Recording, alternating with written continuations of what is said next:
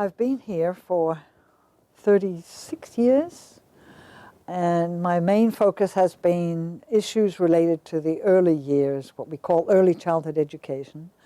And particular aspects, I've been very interested in what we are learning and constantly learning about the development of social competence in the early years. And I think it's pretty clear from the available data, not only about children, but following them up and seeing what happens to them later, that you've got to get it right in the first 6 years. If you don't, it's very difficult to repair. And we're learning a lot about how to do that. Teachers and parents have a tremendous impact on that kind of development. And so I spend a lot of my time writing about it and thinking about ways to help teachers particularly, but I also do talk to parents, and by the way, in 55 countries. I have talked to the professionals and parent groups on that particular issue, but also what does it mean for the curriculum? That is, increasingly, young children are in some kind of provision. We call it preschool, some call it childcare, some call it daycare. Different countries have different words for it. In some countries, they don't start school until age 7.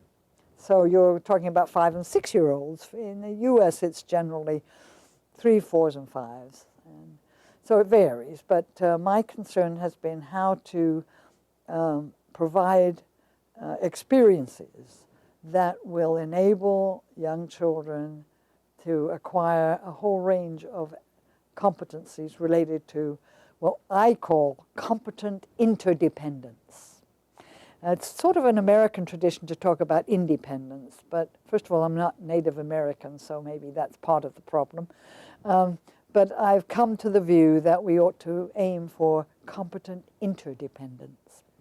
And there are lots of aspects of what we call social cognition that are related to competent interdependence. For example, if a father comes home from work, let's say, and says to the mother, hey, I've invited my colleague to come and have dinner Friday night. I hope that's okay. And the mother says, oh, yeah, sure. And then he says, yeah, but he's going to bring his girlfriend. And the mother says, okay. And then he says, but while she's here, please don't mention, I don't know, the Cubs or the Republicans or whatever.